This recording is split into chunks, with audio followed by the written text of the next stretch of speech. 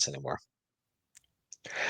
Welcome to the latest episode of 5 on the Floor on the 5 Reasons Sports Network. Thanks for joining us on your favorite podcast app, on Apple Podcasts, on Android, Spotify, or the 5 Reasons YouTube channel. Make sure you subscribe to Off the Floor. This is the place for heat, information, conversation, and of late, consternation. Link is right here in the description. You'll bypass the $1 Apple upcharge. Click on it. We know that a lot of you are frustrated, so be with other frustrated people. Misery loves company. You get access to 10 different channels. You also get again, our updates from behind the scenes. We had Brady at the game last night. So again, check it out. It's Off the Floor. That's our Discord server. $2.99 per month. You can cancel at any time. You can also subscribe to Prize Picks. Use the code 5FIVE, legal again in the state of Florida. Put down $5. You get $50 to play right away. This is our official daily fantasy partner. Prize Picks, you can play up to 6 players together. Win money today across the sports spectrum. You can play NBA, NHL, MLB coming back down the road, NFL, and many, many, many other sports. Again, it's prizepicks.com. Use the code FIVE. And now, today's episode.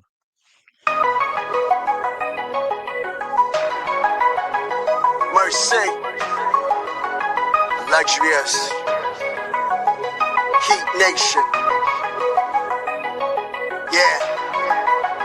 Mercy and Lago. Down to Biscayne. Yikes. 5 on the floor. Ride for my dogs. Where here's the thing. You can check the score. Hustle hard, couple scars. Wearing bubble frauds. Down to Biscayne. Kept the flow playing. Got an all band. Y'all seen the block. Stop with one hand. And Pat, we trust, it's power, have the guts. We're here to bring the heat, y'all can hang it up. Welcome to 5 on the Floor, a daily insider show on the Miami Heat and the NBA, featuring Ethan Skolnick, Greg Sylvander, Alex Toledo, Brady Hawk, and others from the 5 Reasons Sports Network. Also make sure to subscribe to Off the Floor for the most heat anywhere.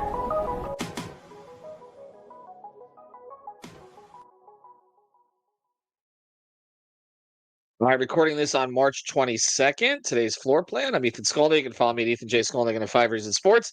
I got Greg Sylvander. You can follow him at Greg Sylvander. And from our playback, as well as off the floor, our guy Eternal Bast. I said, I think about 6 games ago, I don't know if they're going to win again this year. I still don't know if they're going to win again this year. They've lost 10 straight. The Miami Heat have it to this point. They still can't drop out of the play-in. They still cannot drop out of the play-in. Right now, they're in the 10 spot. The play-in lost 10 straight games, and they're still there because, again, these teams behind them are just not any good either, not even trying to win. Toronto might have had an opportunity. It doesn't seem like they want to get out of their non-playoff situation either. So the Heat are just kind of like stuck. This is like the ultimate purgatory. It's been one of the most frustrating seasons that I've experienced as an observer or a media member covering this team. And they're just finding different ways to lose every single night. A lot now. There is a pattern that they get ahead, even against decent teams, and then fritter it away in the fourth quarter with turnovers, with offensive stagnation, with missing assignments on defense, with just general bonehead plays. They do this over and over. But again, it's different in terms of who plays well and who doesn't, right? Like we get an Andrew Wiggins game and his return, but Bam and Tyler don't play particularly well. There's been a lot of other games where Bam plays well that Tyler doesn't play well. There's been games that Tyler plays well that Bam doesn't play well. They can't get them all playing well at the same time, and they are not doing this intentionally. I keep saying this. This is a team that is trying. They're just not good right now, and that's pretty much it. But we're also not good sometimes as well. And sometimes it's difficult to admit that. Some of us have hashtags speaking to how right we always are. Our friend Eternal, hashtag Eternal was right.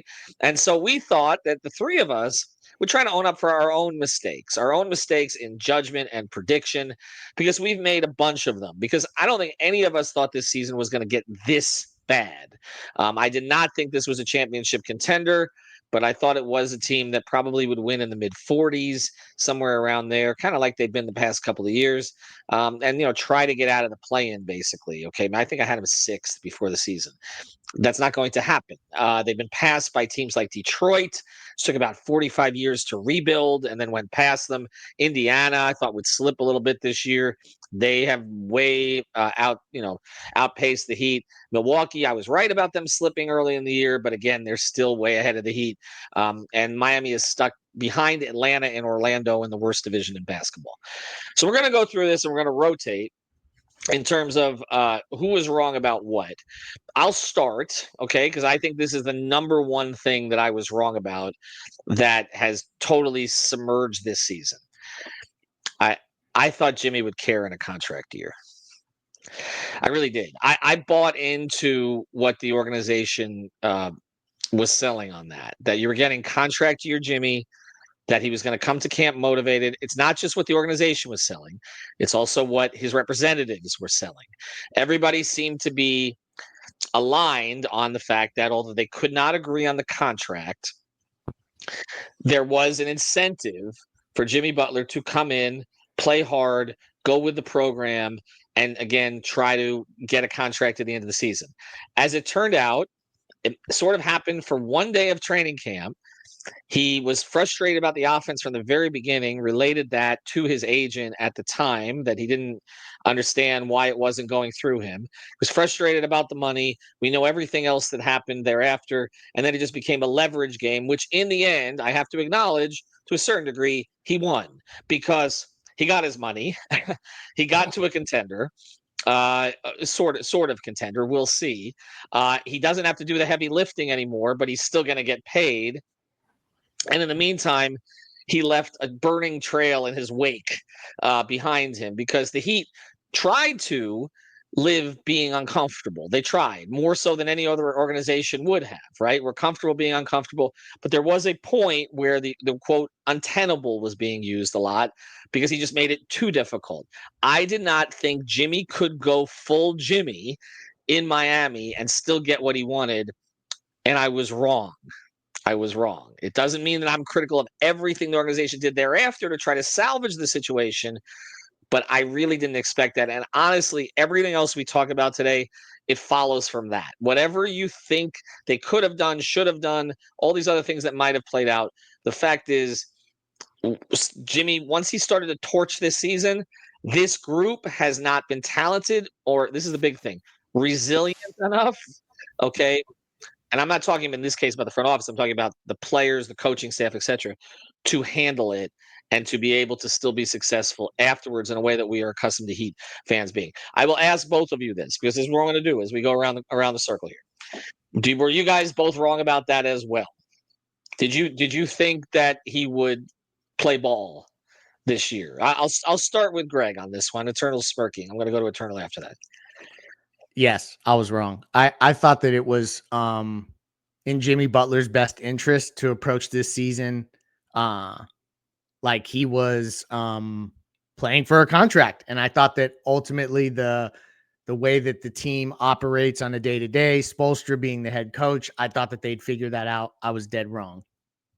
I was wrong about a lot of other stuff, so I don't want to wax too much poetic on that one. I got it. But I was wrong too. Eternal, were you wrong? Hashtag Eternal was wrong, baby.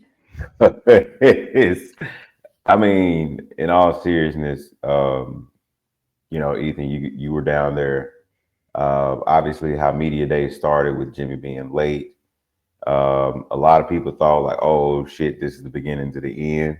Maybe they were right, but considering everything we heard from you and others out of the Bahamas, it sounded like Jimmy was doing his very best to make the best of the situation and really build, like, bond the team together, right? Like doing the things as a leader to get the guys galvanized and everything like that. So what we ended up finding out later was, like you said, that he didn't like where the offense was going and everything like that. But everybody was hanging out. It was a tight-knit group. The energy was high. You could see it in preseason. The energy was high and all of that. Now, where I was extremely wrong in is that I did think that in the end that Miami and Jimmy Butler would be able to get something done just because of what they were able to accomplish. They felt like they were hand in glove fit with each other. And also, too, I think the biggest thing was not the relationship between Jimmy and Pat, which we ended up finding out, like, whatever we ever thought as far as fans, fanalists, whatever, that they did not have the same relationship that they had with Dwayne.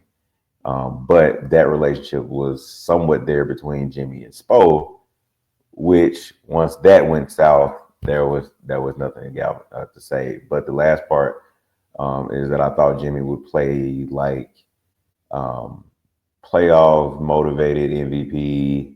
You fucking need me, Jimmy, the whole season, right? Not like 30 points every game, but just like what you see in Golden State, what you saw in Detroit, like the ultimate competitor, hustler, all of that. I thought we would see that all season. But Phoenix ankle, you read between the lines. I know y'all hate it, but there was some stuff that just was like, nah, give me my money. That's it. That's it. It was give me my money, and he ended up getting his money. All right, Greg, we're gonna go around here. Like I said, we'll each rotate on who starts. Greg, what else were you wrong about? So many people have wanted us to do this show, so I just want to also acknowledge our listeners and our Off the Floor Discord members who have asked for this particular show. There's things I could talk about that I was wrong in the, like, right now, the micro level. Like, I thought this team would not be 10-game losing streak bad. I'll just be dead ass honest. I actually still don't think that they're this bad if we project out. I know it's hard to think like that in this moment, but I'm going to actually expand a bit beyond just this season. And I'm going to talk about the Jimmy build in general and the last couple off seasons in particular. I have to be dead ass honest. I thought that the Heat were going to be more aggressive. And I don't know what that looks like or what that means. And I know each situation had its own caveats, but ultimately we always talk about, and you've heard other players talk about, you've heard Heat organization adjacent people talk about getting whales, superstars. You find the next guy who wants to move, the next disgruntled player that wants to move. There were a lot of guys who moved, and the Heat did not ultimately secure any of them. So when I look back on it, it feels like Jimmy, in the role that he's in Golden State, with Steph kind of being that top player, the Heat, I thought that they were going to execute something similar, not Steph Curry, but like a player that would be that kind of help. And then Bam would slot in behind that. They ultimately didn't do that. I even said things to the degree, and this was based off of information, that, Pat was going to put together his Mona Lisa during the Dame Lillard era. And I still get flamed on social media for saying that, because ultimately it never transpired. So that I was dead ass wrong about that. I thought that they were going to get one of these guys along the way. Donovan Mitchell, Dame, KD, one of them I thought that they would acquire. Yeah, this is not a Mona Lisa. This is like finger paint, basically, is what we've got now at the end of this season. All right, Eternal, I'll let you, and just to follow on that, and I'm going to let Eternal go in on this. I was wrong on that too, not in each particular individual situation, because there were situations that at the beginning I said, I don't think they have a shot at this one. Mitchell was one. I was like, I don't think they have the pieces to put together to get him, even if they want to go there. Obviously, we've discussed the Dame thing ad nauseum, and there were others. And Durant, we talked a lot about him on three different occasions, actually, or at least two. But I think in the overall, I thought we were going to get, and I use this phrase at times, and people throw it back at me, I thought we were going to get cut through at Pat.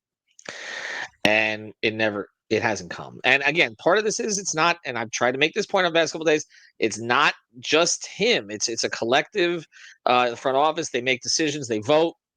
But I just thought, based on 30 years of covering him down here, that he was gonna go for broke, even if it didn't necessarily make sense long term. And I do give him, or in this sense, credit for being a man who just turned 80 years old this week, and is not trying to put the franchise at a deficit in the future, which we have seen some do. But I thought we would see it. And to be honest, the only time we really saw it was when he called out Jimmy at a press conference. Yeah. So that's, I expected the Shaq trade. That's the best way of me articulating it in the quickest fashion. Got it. Eternal, you're up. What else were you wrong about? Eternal was right. So I'll combine a couple of things. I said that we would, see the emergence of the young players, and in part we kind of did, just not in a way that I and I will stand alone on it, that I thought that we would see that. I thought we would see a much better sophomore season for Jaime Jaquez. I'm not going to list out any reasons why he's struggling, but he struggled. That's all that matters. He struggled. I thought we would see a much more established Nico during the season who started as a starter, then had to go to the bench in order to be motivated, and then you had this, just up and down. And I did think that Khalil would eventually start. That happened. You were right. He started for a while, but I thought the pairing of him and Bam, along with some other things, albeit I thought Jimmy was going to be here, I just thought that their defense in these ancillary parts would be enough for Jimmy to eventually carry to the second round or Eastern Conference or wherever, but the defensive metrics and everything like that have not been great, even though Jimmy's not here. They haven't been what you were starting to see between Bam and Khalil, and then Khalil had to go to the bench, and then So to kind of piggyback off of what Greg was saying, when we did our internal poll of who would do what, I thought Bam would be Defensive Player of the Year. I thought Spoke would finally get his Coach of the Year. And I thought that, Khalil, which at some point he was, but I thought Khalil would be second in Rookie of the Year. But I never thought the team would be this bad, even after the Jimmy trade, right? And even after adjusting, I didn't think that the players on this team were that bad. But as we know in life, when things are piling up, regardless of whatever skills and gifts that you may have, bro, you just lose the wheel. And I think that respect to those guys, but I do think that they have lost a lot of the wheel. Yeah, that's what it looks like to me a little bit. On the other side of this, we're going to do it a little bit differently because Eternal sent me a text about a week ago regarding Tyler Hero and things he says I said. So one of the things we're going to do here, I'm going to let Greg start on the other side, but one of the things I'm going to do is I'm going to let Eternal throw those back at me if he remembers them, so that I can go through which I actually was wrong about and which I never actually believed or said. So we'll do that. We'll handle Tyler in one part of this as we go forward. There's You plenty set to me move up on. again. I've set you up again, but I'm also saying one thing, okay? Saying one thing here too. The Terry Rozier trade, like, I don't even feel like we need to do this again because I feel like everybody at our We can do it network, in unison. yeah, I mean, we're pretty much. I mean, I know you were more of a DeJounte Murray guy, Eternal, when we were going through all that, but like when we were talking about that trade, the consensus internally was like, okay, you got to do this. You got to give Jimmy some kind of a chance. It's one first round pick. It's what you have access to at the moment. He played well in Charlotte. We could not have been more wrong about that. To be fair, I said Terry and Nick Richards, right? If you were going to send Yes, the first yeah, out. you wanted a To big, be and Nick fair, Richards did end up getting traded. to That's be true. fair. But I also said that I thought with a full offseason and training camp that Terry will be integrated into the system. He would feel more comfortable and they would be able to hit the ground running. But yeah. The one thing I was right about was I said the Terry Tyler backcourt would never work. I just didn't think it would be so one-sided as to the reason that it would never work. So anyway, we'll handle the Tyler stuff on the other side of this. Before we do, I want to tell you about a great sponsor of the 5 Reasons Sports Network, Water Cleanup of Florida. You can find them at WCUFL.com. Michael Robert, his entire team. If you have a leak in your home, your place of business, reach out right away. In fact, do it before then because you don't want to take a chance. Mold, of course, that could be a major issue. They'll do the leak detections, the damage assessments, all of that. They now have, I used to say more than 100. Now they have more than 200 5-star reviews on Google. They're based in Boca Raton, but they service the entire Tri-County area all the way down Dade. They also go across the state, up the state too, when there are natural disasters, because again, they're the best. And if they can't do the job, they'll let you know. Really good people, big Miami Heat fans suffering along with you. There's leaks in the Heat house right now. We wish we could send water cleanup to fix them. WCUFL.com. If you've got the schmutz, they got the guts. All right, Greg, I'll let you start on this because I need Eternal to come back at me with the Tyler stuff in a second. What else you got? What else were you wrong about? I mean, there were so many things. I feel like we've owned up to a lot of stuff that we all were wrong about. But another thing for me, honestly, is I thought, because like Eternal has already said, like the young player development, I thought that we were going to see more from all these guys. Although I think Ware's had a pretty damn good season. He's played better than I expected him to overall.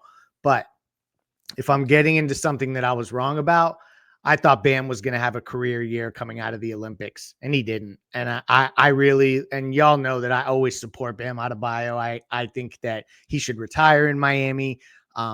And this almost ties in a little bit with my first thing I was wrong about, because it seems like a lot of the players that I expected the Heat to acquire, what had happened in a lot of those scenarios is the other teams asked for Bam and the Heat weren't doing that. And I thought Bam was going to have a career year, that the 3-point shooting would have been a little bit more evolved and opened up his game, and that just the confidence that gets built from being around all the other greatest players in the world on that stage, being an integral part of that, I thought that would come and translate into a bigger burst of development. He's had an uneven season. He's been better lately, and I think he'll be fine going forward. But I was wrong in the way that he would come into this year, because it was a rough start. It was, and that rough start, along with sort of the Jimmy hangover, it sunk them. I think too that as you look at it, he started to play better after Jimmy was traded, and I think we'll look back at this and wonder how much that was weighing on him. You don't know as the captain, but the overall, whatever the reason was, he wasn't good enough in the first 2 months of the year. He wasn't aggressive enough. He wasn't efficient enough. We started to see it after the All-Star break, but by then the season was pretty much sunk, and we are where we are. All right, Eternal, throw it at me, because you said I've said a number of things. I was trying to find it back on our chat. You said I've said a number of things about Tyler, so I just want to clarify what these things are, because then I will go through them and say what I was wrong about. Okay, to really quickly, I was wrong as hell about what Greg just mentioned as far as the ascension from Bam coming out of the Olympics. I said that Bam would make over 100 threes this season. Me too. He started the season off as one of the worst slumps I've ever seen shooting a three. But credit to him for not giving up. But he has only made 58 threes today from downtown. Unless he goes on a Steph run the last however many games, he's not doing that. There's only 12 left. He's not getting there. He's not doing it. But Ethan did say when we were starting to see this season take a turn, he was saying that Tyler was the best player on the team, and Jimmy had finally gotten his second star that he was looking for, but not doing his part. To be fair to Ethan, he was saying Jimmy wasn't doing his part, but he finally got that second star he was looking for. Can I clarify that one? Yeah, sure. Go ahead. Okay. I said repeatedly that Tyler had been the best player on the team this season. I said that repeatedly everywhere, which to that point was true. I mean, the man made an all-star team, right? I think what we've seen, and what I said in context to Jimmy, was that he'd gotten his score. I don't know if I've used the word star as much, but he got his score. We talked a lot about how they needed someone to take the scoring pressure off of him, particularly, I mean, we talked about the Donovan Mitchell types. I did. I'll own up to this one. I did post a stat-by-stat comparison of Hero to Donovan Mitchell at one point this season, and Tyler's numbers were slightly better. Okay, so I think if I doing it in that context probably led you to believe I was saying he was better than Donovan Mitchell. I wasn't. I simply was saying at that point Tyler was doing those kind of things. Now, since the All-Star break, and we'd have to break these numbers down specifically, Tyler's had like 3 or 4 games where he's looked like he did before the All-Star break. For the most part, though, it's been like bizarro Bam. Like his season has gone the other direction to the way that Bam's has, and I think what we've seen is that Tyler is not ready, and perhaps will never be ready to handle the burden of being the guy. I mean, I've always said physically, I don't think it's in him, and I don't think that's his fault. I just don't. I think my whole thing on Tyler is to be the guy late in games. You have to be physical enough to get to the line, stop the clock, stop runs, and he's not capable of doing that. So you're reliant on what are essentially at that point of the game when defenses are focused on you. You're relying on low efficiency shots. Can I give you a stat to support that? Go ahead. Yes. Go ahead. In 22 games in February and March, Tyler Hero is shooting 41% from the field and 45% in March. And then in February, 26% from the field from 3, and 31% in March. So to your point, like he didn't keep up the efficiency that we saw in all the other months leading up to. And I think, but I did to say I was right about this, at least forecasting this Eternal. We're not supposed to say we were right on his. You're right. No, I know, but you're right. You're right. I'm not supposed to say you're right. I'm right. But what I did say was I was concerned about him wearing down because he was carrying so much of the offense, and also the way he's being scouted now that he might not have another counter to this, like he's had counters to other things. I think we've seen what he is. I think we saw the best of it in the pre-All-Star break. I don't think he's a number one on a good team. I've never said he was, but I think I was wrong in the sense of maybe I'm trying to think. What were your other accusations about me regarding Tyler? Because I'm trying to think. I think that message you sent me, I said, yeah, I copped to 2 of them, but not the other 2. Oh, you spoke on the stealth stuff. You were hinting at the stealth stuff. Okay. That's a good one. That's a good one. Spo was hinting at the step stuff. Oh, that's crazy. When hold on, but because like just to be fair, when Tyler was really balling, I forgot what coach it was, but there was a head coach who said you kind of have to play him like you do Steph Curry. Maybe it was JJ Redick actually, is who said it. It may have been, yeah. It was when they were on the West Coast. It was Lou or Redick or one of them. And then Spo kept hinting at like having a guy who could shoot from 30 feet. It was like there was like either a Dame or Steph kind of tinge to his comments, and so I played off of that. The one that always gets thrown back at me on Tyler, there's 2, and it's actually funny because one is really negative and one is really positive towards him. One was I said like 3 off seasons ago there was a 75% chance of him getting traded, which obviously I was wrong about by the percentages. That one I know didn't go over very well, but that was what I was hearing at the time because the Heat were frustrated with certain things, and I thought that they were going to move him. The other one, though, this one's not even me. I tweeted like 5 years ago, and this has gotten brought up every single time he plays poorly. This tweet's brought back up. Is that I tweeted 5 years ago that the Heat told him when they first started to work with him, like don't target Devin Booker. You have the chance to be better than Devin Booker. And again, that's not me saying it. It's something that was said to me inside, but I tweeted it. So now every time that Tyler has a bad game, I own it. So that's that one. So it's a little bit of positive, a little bit negative. I'll give you one more, Eternal, just to be fair on all this. I was wrong about Eric Spoelstra this year. I really. I guess here's the thing with Spo. You don't agree with everything he does. I mean, you're never going to agree with everything a coach does. I mean, even if you think he's a top 5 coach, you don't necessarily agree with everything he does. We haven't. We do criticize specific moves we have.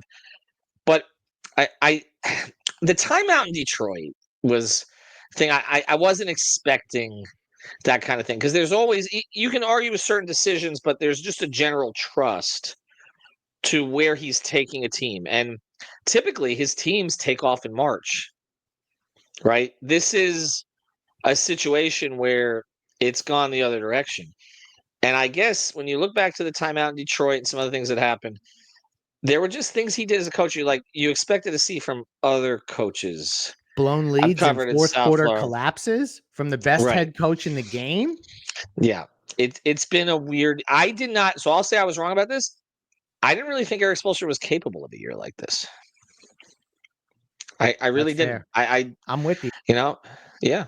I really didn't. I'm not saying he can't get it back. I mean, I think the continuity with everything in this case is a positive, but it's been a rough go. And he has them playing hard, I think most of the time, but not connected and not resilient.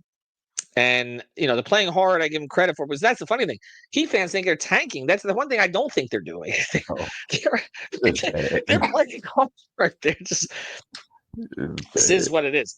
All right. Do we have any others before we close here? We got through 30 minutes. I mean, the Rozier trade, again, we could have done hours on that one. No, and I just want to say this, and then I'll be quiet, is that there's been a lot of times throughout Heat history that the Heat have gotten it wrong. And and I always defend the organization because I ultimately say that, like, if you look at it from a broader perspective, they usually course correct and figure things Mm. out. And so I'm going to continue to say that. And I don't give a shit if people think that that is like some carry water move for me from the organization. I don't need to protect relationships with anybody or anything like that. I am not at every game credentialed. So, like, people who say I'm going to lose my credential if I criticize the Heat, like, that's never been a thing. Ethan, I think you should address that from your perspective, because that was called out recently on both of us. But I think they ultimately will figure it out. And I don't know that Riley necessarily will be the front man forever. He's 80, so there could be some transitions and stuff like that. So things can change, but it's going to be the same faces and the same people that we've relied upon that have brought the joy that has came to the organization. And so I stand on that part of this, that in the broader scheme of things, in the grand scheme, I think this organization will get it right eventually. And that's not a popular thing right now, but I still think that that's the case. I mean, I do too, but if I say that, I'm going to get scorched, and it is going to be that I'm afraid of losing my credential. I'm not afraid of But losing have that you drive ever down to been Miami. afraid of No, losing your no, credential ever? no. Trust me, there are lots of things I could have lost my credential for, and that's not the way they operate. Okay, I just want to be clear on this. They are not like that. They shouldn't be like that, but there is a professionalism to that organization that should not be taken for granted, and that's just not what they do. It's just not what they do, and they're relationships that have been built for years and years and years, and they know that at times in our role, you have to be critical, and as long as you're fair, you hear things out before you make a decision, then that's what is expected. And that's it. I've been called to the carpet on various things. I've been called out publicly by Pat at times. Okay, always talk about the 2005 trades that I wrote a screaming column in the Sun Sentinel. These will never work. And then as they advanced to the finals after beating Detroit, I sat in the front row, and Pat looked at me and said, "I thought we weren't supposed to be in the finals," according to Ethan. So look, it's that's the way this works. It's the way it should work. I have no fear of losing credentials. Alex and Brady are at no fear of losing credentials. They both handle themselves professionally when they're at the games, and so no, it's not about that. There is a certain trust in this organization that's been developed over basically 30 years of success for the most part, okay? And in some cases, great success. There are valleys. This organization doesn't tend to go through deep valleys or very long valleys, but there are valleys. This year, a lot of things have come together uh, in the worst possible ways. And again, we have to look back at what we did wrong. I know that they're doing their own self scouting, but Yeah. the other option is you could be the Dolphins and change things every 3 years, and and never win a damn thing. So that's kind of, I mean, there are different ways to approach this. But no, we're not afraid of losing credentials or anything like that. It has nothing to do with that. Just because I try to explain how things work there, whereas you've just got people on ESPN screaming about that, they don't even know who does what. No, you Like watch that's the the damn part that game. yeah, that's the part exactly. That's the part I will correct. Okay, because if you don't know sort of how they operate, you shouldn't really be speaking on them. But it doesn't mean that I'm going to agree with every way that they operate. Those are two completely different things. Eternal, I will let you close with this. Um, what's the take in our network? Okay, I'll let you call out anybody you want now because we got a lot of people who cover the Heat. What's the take in our network that you believe right now was the most wrong? Because I think you've copped to enough today. I give you credit for this. You've copped to enough, particularly the Hawkes thing. I think you still think it's a groin injury from No, like a year and a half ago that's affecting his play, right? Like well, that's but also too, to be fair, and people can factually check this. yeah. Coming out of training camp, what injury did he have? Yes, I know. I get it, Exactly. but uh, the spinning to nowhere at this point, like I don't know if it's related to that directly. Okay, but whatever. All right, and hopefully he rebounds in his third season. Obviously, I was very excited about him his first year too. I kept hearing great things, even this offseason. Now I will say this I though. reported people told me reporters who don't cover the Heat were saying that the coaches at the select team were saying that Jaime was the second best player there behind Cooper Flag. Okay, so and obviously he has not played like it. All right, go on, Eternal. Sorry. No, real quick before you put it back on me. Um, everybody that wants to take the opportunity, you look me in my eyes right now. Everybody wants to take the opportunity right now to say that Jaime Jaquez Jr. is one of the worst players on the Heat. Go back and look at your own goddamn tweets and your own thoughts from the first season. You're a goddamn hypocrite. All right.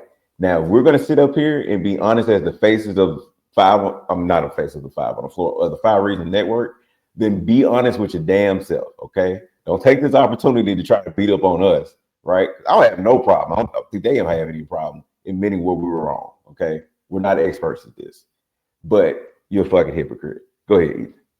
Oh, that's a good way to close. Okay. You know what? You don't have to call anybody else out. You just did it. That's fine. I thought you were going to go after Sean about the whole position list thing and all that. I was trying to set up some internal discord on our Discord, so to speak. Yes. All the thing I will say is, Where Bam started together, and Alex and Sean bet money that that wouldn't happen. That's right. So that's the most wrong thing. Close it there. Alex and Sean were the most wrong. That's right. Brady's never wrong about anything. That's the thing that bothers me. Literally, you go back through all of his takes, and he would have been right. All right. Eternal, we appreciate you. Follow him at Eternal Bast. Greg Sylvander. We'll have more episodes coming. And again, we got the Jimmy game coming up on Tuesday. It doesn't look like Steph Curry's going to play. So Jimmy's going to have to take some shots. We'll have some Jimmy episodes leading up to Tuesday night, since it feels like it's the last game of the season that anybody's really paying any attention to. Have a good one, everybody. Thank you for listening to the 5 on the Floor on the 5 Reasons Sports Network. After all, someone needs to listen to my dad.